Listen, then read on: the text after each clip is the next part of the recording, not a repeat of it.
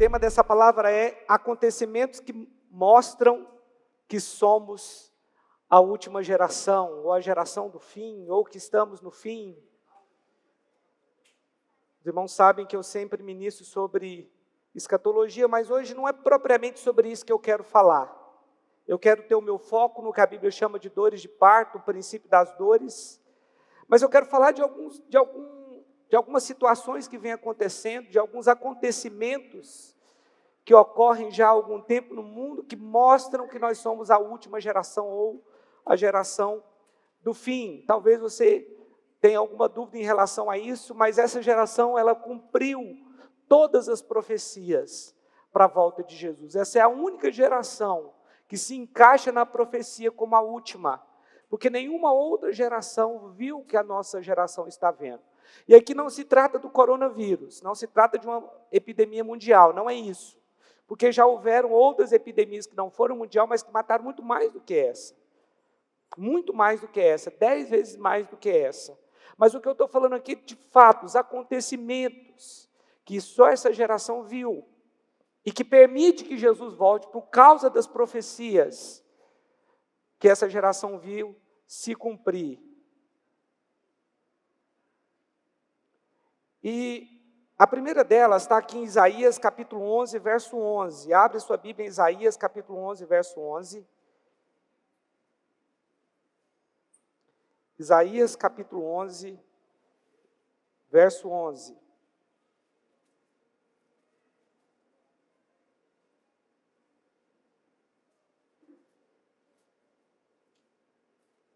Quem achou, diga achei.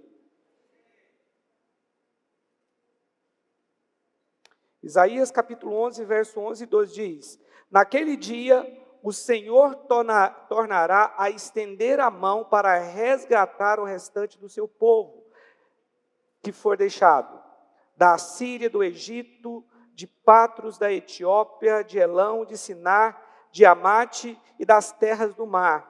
Levantará um estandarte para as nações, ajudará os desterrados de Israel, e os dispersos de Judá recolherá desde os 4 confins da terra. Essa aqui é uma palavra que fala da volta de Jesus para a sua terra.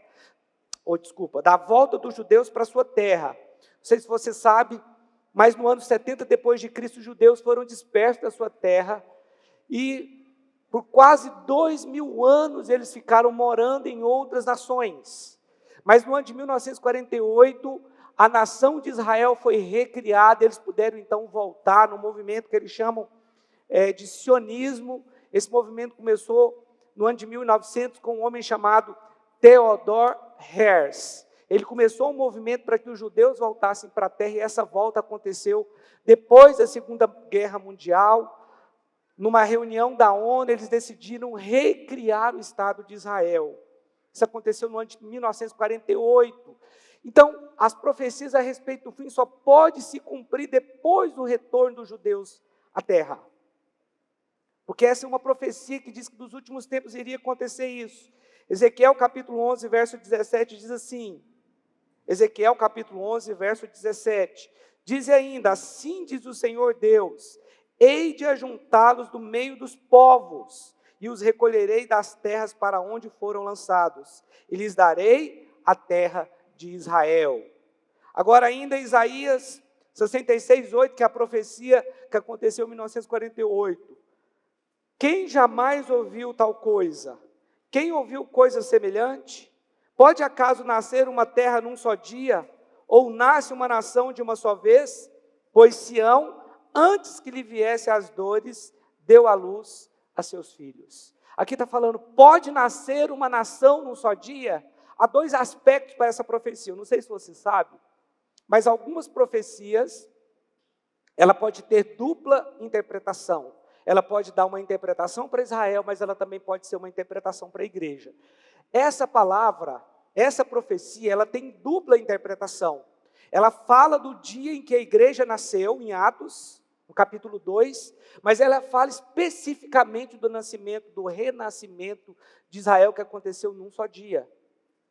Se eu não me engano, foi no dia 13 ou 14, não sei, de maio de 1948, eu sei que foi maio.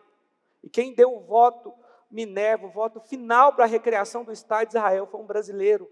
Ele presidia a ONU naquela ocasião e ele deu o voto decisivo para a recriação do Estado de Israel, cumprindo essa profecia aqui de Isaías na sua totalidade. Então já havia nascido um povo, o povo de Deus, lá em Atos, no capítulo 2, quando 120 pessoas estavam reunidos ali e o Espírito Santo veio sobre eles.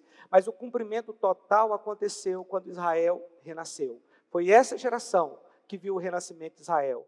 Até então, os judeus tinham sido espalhados pela Europa, pela América, tentaram entrar no Brasil, foram impedidos de entrar aqui, a maioria deles, né? Infelizmente, por causa da guerra, e muitos foram dispersos.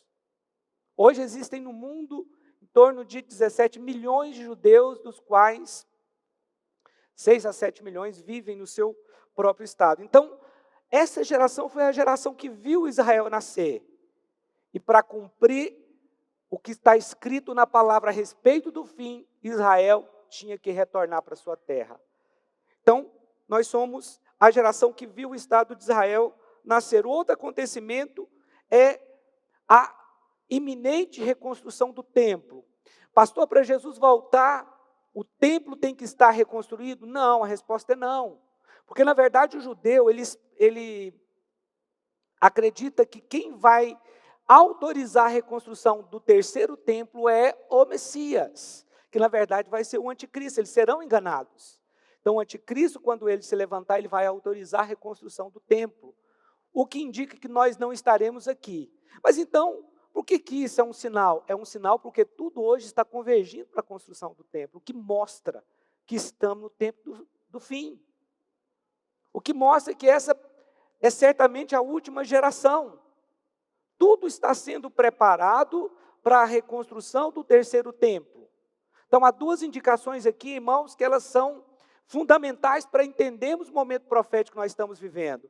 Porque quando nós falamos de pestes, quando nós falamos de pragas, quando nós falamos de terremotos, de guerra, tudo isso sempre aconteceu nos últimos 2000 anos. Todas as gerações viram isso. E talvez as gerações anteriores viram guerras mais do que a nossa. Havia muito mais guerra no passado. Existe um outro tipo de guerra hoje, nós sabemos disso. Mas o texto, quando ele fala de guerra, de rumores de guerra, de nação contra nação, reino contra reino, tudo isso já aconteceu no passado. Mas não acontecia no passado. Israel estava disperso, não tinha acontecido que o Estado de Israel ia voltar. Aconteceu na nossa geração. Também não teve nenhuma outra geração que chegou tão perto da reconstrução do templo. Então isso pode acontecer num momento muito breve. Mas quando for autorizada a reconstrução do templo, saiba, nós não estaremos mais aqui. Então, o fato de hoje já ter todos os utensílios ali no Instituto do Templo, já preparado para o templo, porque para ter o templo você tem que ter os utensílios, os móveis.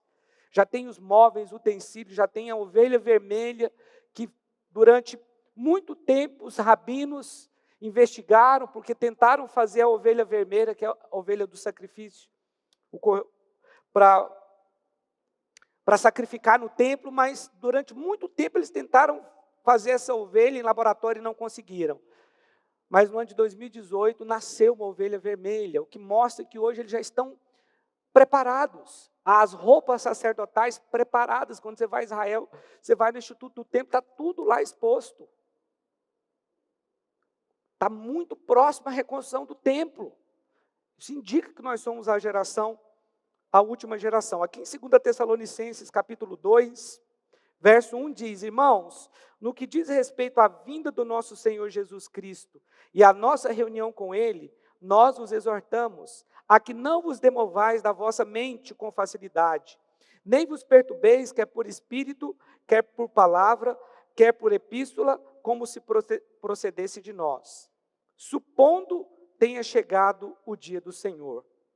Ninguém de nenhum modo vos engane, porque isso não acontecerá, sem que primeiro venha a apostasia e seja revelado o homem da iniquidade, o filho da perdição, o qual se opõe e se levanta contra tudo que se chama Deus, ou é objeto de culto, ou a ponto de assentar-se no santuário de Deus. Então aqui está falando que o anticristo vai assentar no santuário de Deus. ostentando-se como se fosse o próprio Deus.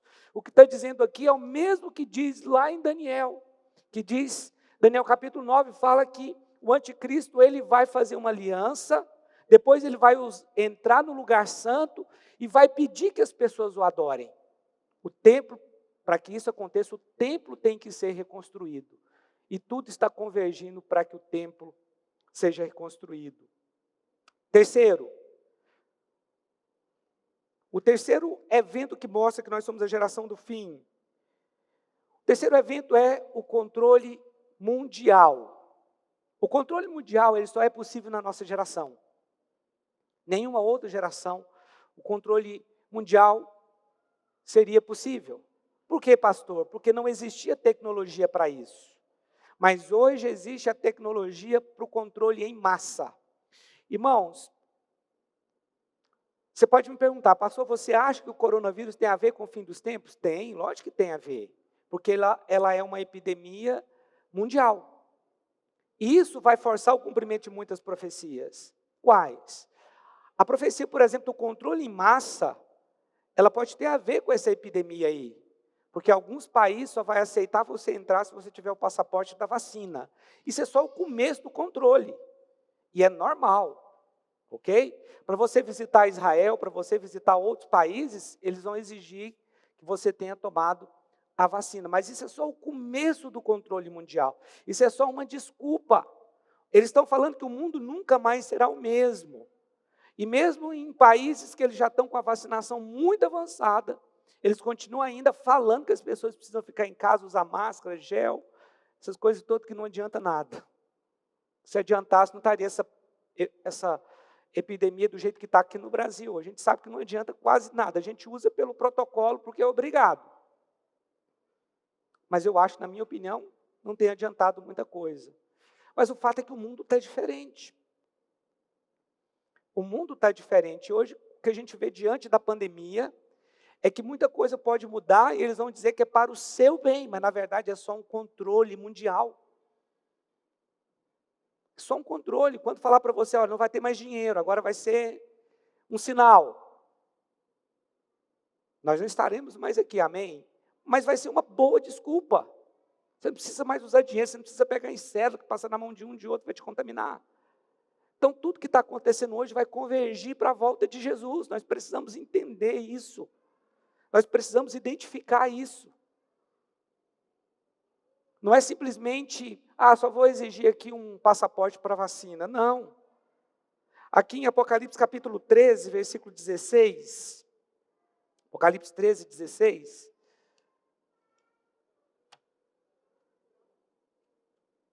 Diz assim: a todos os pequenos e os grandes, ricos e os pobres, os livres e escravos, faz que lhe seja dada certa marca sobre a mão direita ou sobre a fronte, para que ninguém possa comprar ou vender, senão aquele que tem a marca, o nome da besta ou o número do seu nome.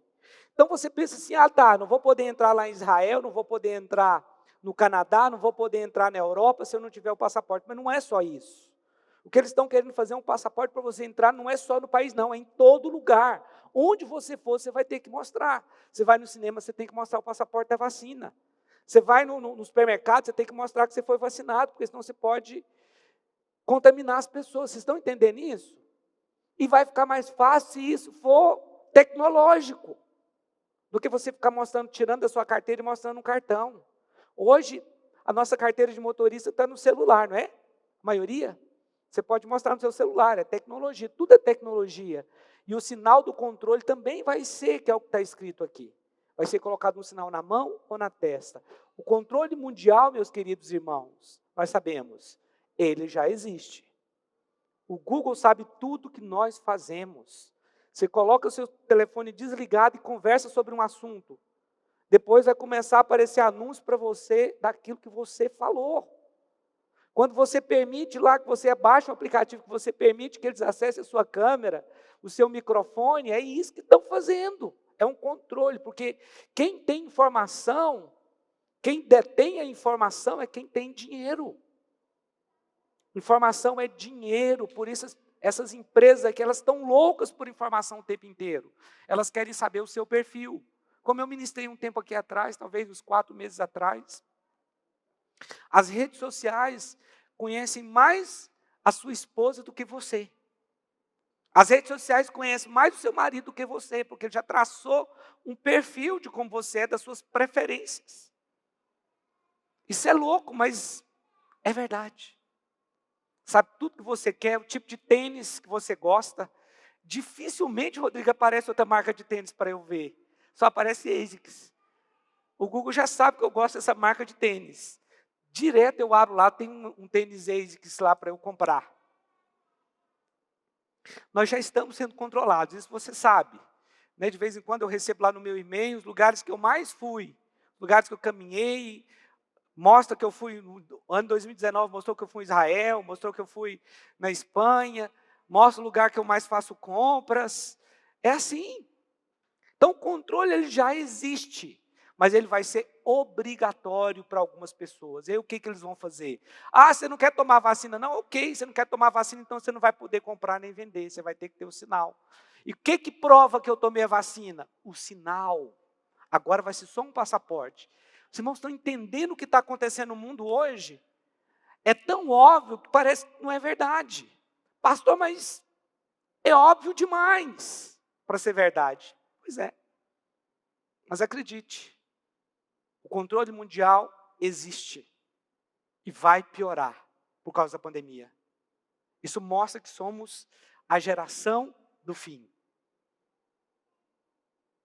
E o que significa esse controle mundial? Significa um controle religioso, porque vai ter uma só religião. Pastores, vai acontecer no período da tribulação, vai acontecer, mas já está começando agora. Quando ministros sentam e rasgam a Constituição, que foi o que aconteceu agora no país essa semana, querendo impedir as pessoas de ir e vir, como governadores estão fazendo em alguns estados, toque de recolher como vai acontecer no Ceará agora, irmãos, isso é contra a Constituição. É a mesma coisa de um pastor não pregar o que está na Bíblia, ignorar o que está escrito aqui e pregar suas próprias leis. Os nossos políticos e ministros estão rasgando a Constituição. Tudo isso tem a ver com esse controle, que é um controle religioso. Pode parecer inofensivo o que o STF fez essa semana, mas não é. É a tendência. E aí você vai olhar os comentários lá, quando alguém posta que eles proibiram em alguns estados, proibiram, né, a reunião da igreja, não no nosso caso, porque o governador tem autoridade para deixar aberto, e o prefeito também. Mas quando você vê os comentários, você vai ver milhares de pessoas batendo palma para o que o STF fez.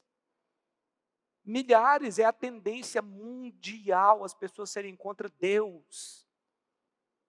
Não sei se você viu essa semana. Aí o STF vai lá e fala, fecha as igrejas. Aí essa semana o Bolsonaro assiste um culto numa igreja desse tamanhozinho, uma Assembleia de Deus. Ele estava lá no lugar mais pobre do entorno de Brasília. Ele foi assistir um culto lá numa Assembleia de Deus tão pequena. Eu falei, rapaz, esse cara é corajoso mesmo. Ele quer dar um recado que ele não vai se sujeitar ao STF. Né? O nosso presidente, ele é uma pessoa simples, graças a Deus. Então esse controle ele vai ser econômico, ele vai ser um controle religioso, ele vai ser um controle político. E o controle político, eles vão pedir um líder único. Irmãos, quando nós falamos de líder único, as grandes autoridades do mundo, incluindo o Papa, já falou que o mundo precisa de um governante mundial. Não esse Papa que está aí, mas o Papa anterior, o Papa alemão. Ele falou que o mundo precisa de uma liderança mundial. Deixa eu te falar uma coisa que está acontecendo na Europa. A Europa está com 12 a 13% da população vacinada. Está muito atrasado pelo potencial que a Europa tem. Mas o Reino Unido já está com 50% da população vacinada. Os Estados Unidos está com 40%. E está tendo uma crise na Europa. Por quê? Porque a Europa, eles têm que dividir as vacinas de forma igualitária.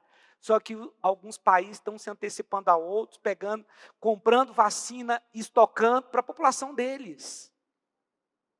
Então, na Europa, que é uma moeda única, que as fronteiras estão abertas, está acontecendo esse problema, essa divisão ali.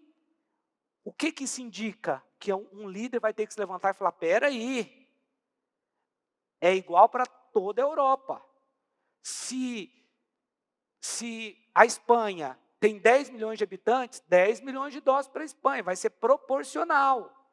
Mas está tendo essa confusão, eles estão começando a entrar em crise por causa da vacina.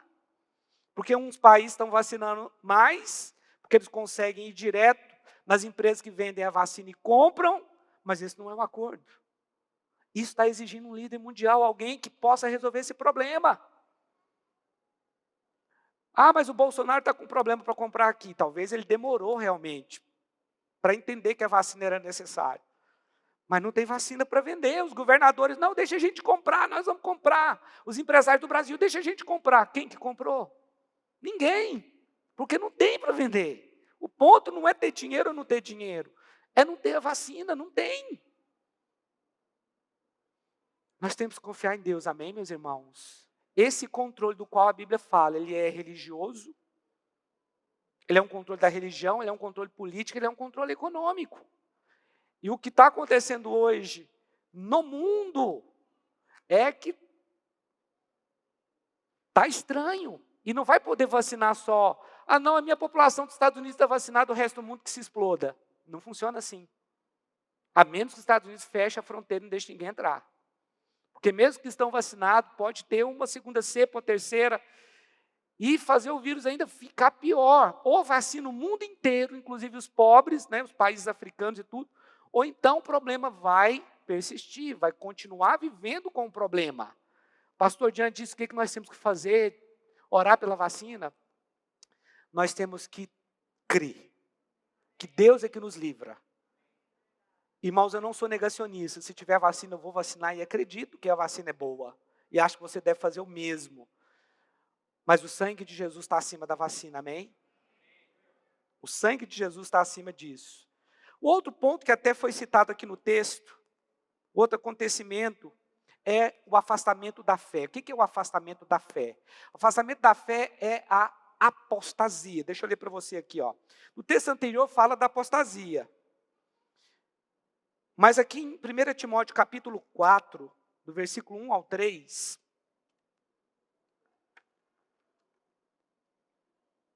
diz assim, ora, o Espírito afirma expressamente que nos últimos tempos, alguns apostatarão da fé. O que é apostatar da fé? A gente sempre fala que o apostatar da fé é o esfriamento da fé. É uma boa definição. Mas a palavra apostatar é afastar, é afastamento da fé. Então há dois aspectos na interpretação de ambos os textos, tanto esse como o anterior, que também fala de apostatar da fé. Fala do afastamento da fé, que pode significar um povo que vai ser retirado da terra. No texto de Tessalonicenses é isso que está querendo dizer. Mas aqui está falando do povo que se afasta de Deus, que não quer saber de Deus. A palavra no original grego é episteme, que significa abandonar e afastar. Então vou ler o texto aqui de novo. Ora, o Espírito afirma expressamente que nos últimos tempos, alguns, amém, meus irmãos? Não todos, apostatarão da fé, ou seja, vai abandonar a fé, vai se afastar da fé, por obedecerem espíritos enganadores e ensinos de demônios. O que isso significa? Que as pessoas vão começar a acreditar em mensagens diabólicas, né? Olha só, verso 2, pela hipocrisia dos que falam mentiras e que têm cauterizado a própria consciência, que proíbem o casamento e exigem abstinência de alimentos que Deus criou para serem recebidos com ações de graças pelos fiéis e por quantos conhecem plenamente a verdade. Então aqui está falando que a última geração vai se apostatar da fé, vai se afastar da fé, vai esfriar, vão dar ouvidos a ensinos de demônios. Agora, irmãos, essa geração é uma geração mentirosa. Essa geração é uma geração que tem a sua mente cauterizada, é uma geração de pessoas hipócritas, que fala para você não sai de casa, mas aquele que está falando para você não sai de casa está saindo. Fala para você não vai trabalhar, mas o que fala para você não vai trabalhar está trabalhando. É uma geração totalmente insensata essa geração que nós estamos vivendo hoje. Eu sei que agora está na moda os pastores responder perguntas. Vou te falar uma coisa, isso não adianta nada. Esse é um negócio que é só crítica. Pastor, você não concorda? Não. Eu não concordo de ficar respondendo perguntas de pessoas de outra igreja, por exemplo. Ficar respondendo um monte de perguntas. Primeiro que nós não temos todas as respostas. Nós não sabemos tudo. Nós corremos o risco de dar uma resposta completamente errada, herética. Qualquer um corre, qualquer um, eu, qualquer pessoa, mas agora todo mundo quer responder perguntas. Não. Irmãos, essa é uma geração que quer saber tudo. Calma aí. Pastor, mas as coisas da Bíblia nós não temos que saber? Sim. Entra para o seu quarto. Pergunta para o Espírito Santo. É a melhor pessoa para te responder isso. Eu te garanto. Melhor do que eu ou qualquer outro pastor que você conheça. Porque para te responder, ele também teve que fazer isso. E talvez ele vai responder errado para você. O Espírito Santo não vai fazer, não vai responder errado. Agora, pastor, mas essa geração não está proibindo o casamento. Você que pensa, na igreja católica o padre não pode casar. Por quê? Está aqui. Está aqui. Isso, claro, já acontece há muito tempo. E vai exigir a abstinência de alguns alimentos. Ah, irmãos, é tão bom comer, não é? Viver no Brasil, se tem uma coisa boa de viver no Brasil, é a comida brasileira. Eu não sei se as pessoas de fora falam a mesma coisa, mas quem vem de fora para o Brasil, quando eles têm que elogiar alguma coisa, eles falam da nossa comida, porque realmente a nossa comida é muito boa, muito saborosa. Mas agora tem essa onda de você não poder comer alguns alimentos. Você não pode comer nada de origem animal, nem tomar leite, nem comer carne, porque agora o veganismo está na moda. Eu, sinceramente, irmãos, essa é uma palavra que até de falar ela, eu já fico com raiva. Se eu estou em algum lugar, o cara fala, isso aqui é vegano. Eu falo, não, rapaz, não fala esse negócio para mim, não. Eu tenho uma raiva disso. Pastor, eu sou vegano, então muda, meu irmão. Você está contra a Bíblia, vai comer carne, meu amigo. Você está querendo voltar ao Éden lá? Não, na inocência, não é assim que volta a inocência, não. É confessando os seus pecados e estando aos pés de Jesus. Mas as pessoas ficam protegendo o animal mais do que protegem uma pessoa, protegendo vaca, Foi Deus que nos deu. Ele nos deu todos os alimentos, inclusive todos os animais, está escrito lá em Atos capítulo 10. Quando Pedro teve a visão do lençol, até porco que o judeu não comia, estava lá. Pedro falou, não vou comer isso não. Nunca entrou nada imundo na minha boca. O que Deus falou para ele? Mata e come. Agora tem os veganos. Essa geração, olha o verso 3. Que proíbe o casamento e exige abstinência de alimentos que Deus criou para serem recebidos, com ações de graça pelos fiéis, e por quantos conhecem plenamente a verdade. Mas agora tem os veganos. Muitos são mentirosos, eles estão mentindo, eles falam que são veganos para ter seguidor, mas não são. Outro dia, tinha não sei quantos milhões de seguidores que estava falando que era vegana. Ela fez uma filmagem, não percebeu, tinha um peixe atrás dela. Você sabe como é que a internet não perdoa, né? Então, há um afastamento da fé. As pessoas elas estão longe de Deus. E a gente vê claramente que as pessoas hoje elas estão contra Deus. Quinto acontecimento que mostra que nós estamos no fim. É o que a Bíblia chama de o princípio das dores. A primeira pergunta que nós temos que fazer é se nós estamos mesmo vivendo o princípio das dores. Nós estamos vivendo as dores de parto. Se estamos vivendo as dores de parto, o que são as dores de parto? E qual é o propósito? Deixa eu te falar uma coisa aqui. O que a Bíblia indica que a última geração, ela vai viver o princípio das dores. Ok? Nós queremos ser a geração do arrebatamento, mas nós não queremos ser a geração das dores de parto. Ou nós somos a geração das dores de parto e do arrebatamento, ou nenhuma e nem outra coisa. Ou não somos a geração das dores de parto e nem do arrebatamento. Porque a geração do arrebatamento vai ser a geração das dores de parto. Só que quando eu falo das dores de parto, isso parece para você negativo. Porque eu estou falando de dor. Você pode falar, pastor, e é extremamente negativo. Porque você é homem, você nunca sentiu as dores de parto. Nem sua esposa, porque nunca engravidou, então você não sabe o que é. Mas a gente sabe, pela ciência, pelos relatos, né, que é a pior dor que existe. Ok? Mas ela é por um propósito. E nós precisamos falar desse propósito. Amém? As dores de parto têm um propósito. No momento das dores de parto, por mais que a mulher esteja sentindo dor, há uma expectativa. Tanto no coração da mulher, quanto no coração do homem, dos médicos, e uma expectativa dos amigos, dos parentes, todo mundo, pelo nascimento de uma criança. Agora, não pense você que nós somos a geração das dores de parto para gerar Jesus, no aspecto da volta dele. Porque nós não podemos gerar Jesus. Jesus é que gerou a igreja. Mas o fato é que a Bíblia fala que a última geração ela vai sentir as dores de parto. Mas em que aspecto nós vamos sentir as dores de parto? No aspecto de gerar filhos na fé. Pessoas que são semelhantes a Cristo. Porque assim como você é semelhante a Cristo, você também foi chamado para ganhar pessoas e discipulá-las e torná-las parecidas com Jesus. Nesse aspecto, a Bíblia indica que a última geração também será a geração que vai ter a maior colheita de todos os tempos. Nós vamos experimentar a maior colheita de todos os tempos.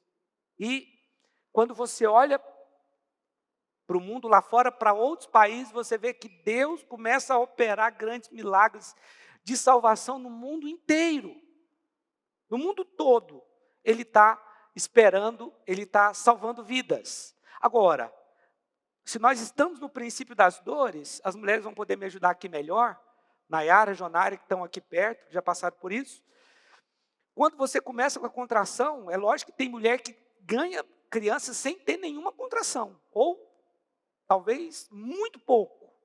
Eu vi uma jogadora de basquete que nem sabia que estava grávida. Chegou lá, ganhou o neném. Eu falei, meu Deus, como que a mulher fica 9 meses sem saber que está grávida? Como que isso pode acontecer? Ela não teve dor. Chegou lá simplesmente, o estômago estava doendo. Eu estou com a dor no estômago. Chegou lá, era uma criança. Dor de estômago. Estou com a dor de estômago.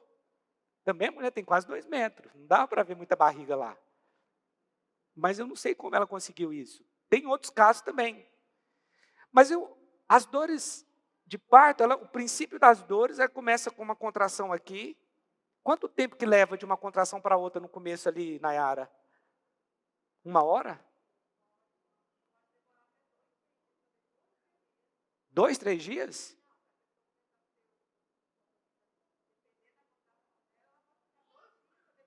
Ah, entendi. Então a Nayara está falando aqui que a contração pode acontecer assim, até 2, 3 dias.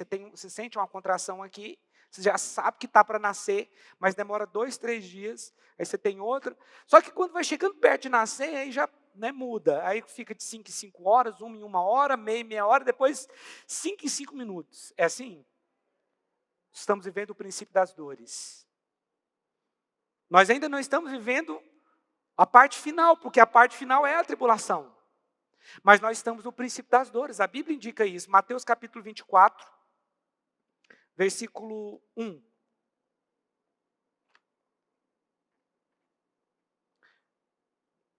Mateus 24, 1.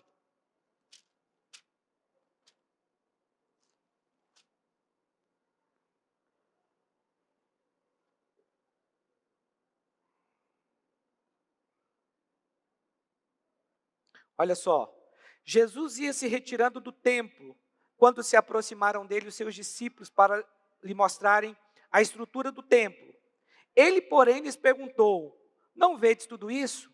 Em verdade vos digo que não ficará aqui pedra sobre pedra que não seja derrubada. Aqui Jesus fala de um fato. Olha, eu quero dizer para vocês que não vai ficar aqui pedra sobre pedra que não seja derrubado. Quando você vai em Jerusalém, tem um lugar que a gente vai que é do lado do Muro das Lamentações. Não é o Muro das Lamentações, é um muro que está do outro lado, que faz parte também do muro das Lamentações, só que nesse lugar ninguém vai para orar, mas a gente foi lá. É onde ficava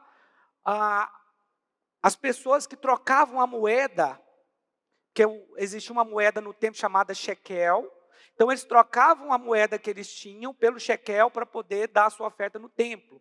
Ficava ali no Muro das Lamentações, onde hoje é o continuação do Muro das Lamentações. E nesse lugar tem o Muro do Templo, que é o Muro das Lamentações, bem alto, ele é alto. E lá embaixo, onde a gente estava, tinha pedras gigantescas que foram jogadas no ano 70, na era 70, depois de Cristo. E essas pedras estão lá até hoje. Tem quase 2000 anos que essas pedras estão lá e elas falam até hoje. Porque é o que está escrito aqui, Jesus falou, não ficará pedra sobre pedra que não seja derrubada. Então lá estão as pedras para mostrar que o texto já se cumpriu, que essa profecia se cumpriu. Estando ele, verso 3, estando ele assentado no Monte das Oliveiras, aproximaram-se dele os discípulos, em particular lhe pediram, dize-nos, quando acontecerão essas coisas? O que eles estavam perguntando? Quando é que o templo vai ser destruído? Essa é a primeira pergunta aqui, né?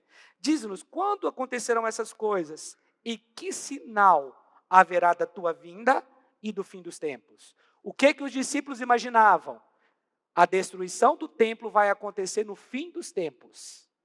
Porque para eles, as três perguntas é uma só. Eles pensavam que ia acontecer no mesmo tempo, no tempo da volta de Jesus. Só que a destruição do templo aconteceu no ano 70 depois de Cristo e eles estavam ainda vivos. A maioria dos discípulos estavam vivos nessa época aqui.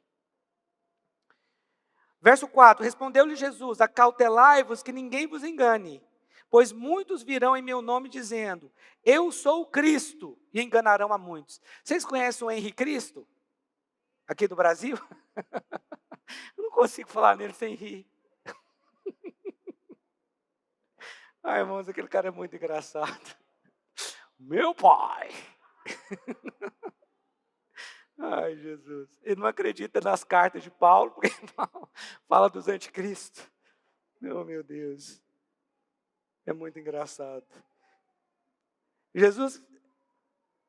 Verso 4, respondeu-lhe Jesus, acautelai-vos que ninguém vos engane, pois muitos virão em meu nome dizendo, eu sou o Cristo, e enganarão a muitos. Ouvireis de guerras e rumores de guerras, mas cuidado para não vos alarmardes. Tais coisas devem acontecer, mas ainda não é o fim. Levantar-se-á nação contra nação, reino contra reino, haverá fome, peste e terremotos em vários lugares. Todas essas coisas, porém, são o princípio das dores. Então aqui indica que nós somos a geração do princípio das dores. Aí vem o verso 9.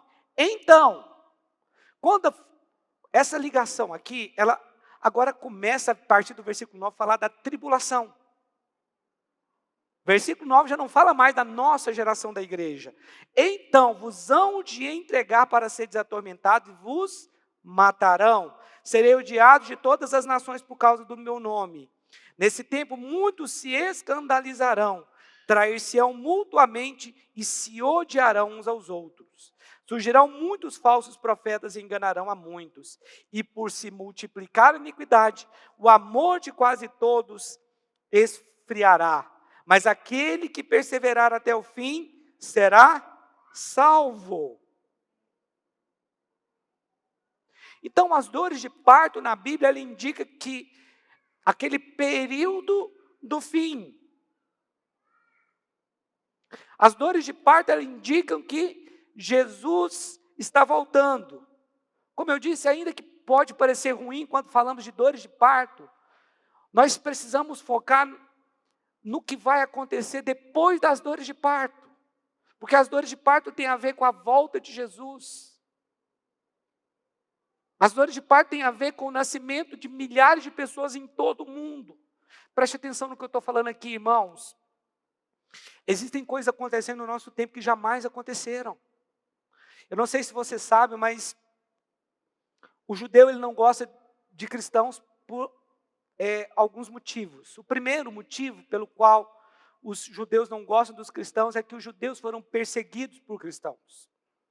Principalmente no século XV, por uma rainha da Espanha chamada Isabel, ela perseguiu e matou muitos judeus.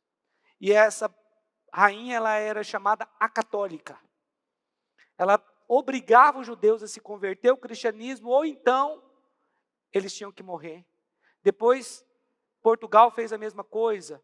Inquisição, foi nessa época que aconteceu de muitos judeus morrerem. Você vê fotos do Papa com Hitler. E aí você sabe por que o judeu não gosta do cristão. Mas o que está acontecendo hoje? Alguns judeus estão começando a ler o Novo Testamento. E eles começam a ler o Novo Testamento e se converter ao Evangelho. Está acontecendo com muita frequência em Israel. Muitos judeus, não só em Israel, mas em todo o mundo estão se convertendo ao cristianismo. Isso, irmãos, só pode ter a ver com a volta de Jesus. Eu estou vendo muitos testemunhos de judeus que estão se convertendo ao cristianismo. Preste atenção, onde começou o Evangelho? Começou em Jerusalém. Foi lá que foi o Pentecostes, ok? Então ali começou a pregação do Evangelho. Milhares de pessoas se converteram na pregação de Pedro, 2.000 pessoas, depois 3.000 pessoas.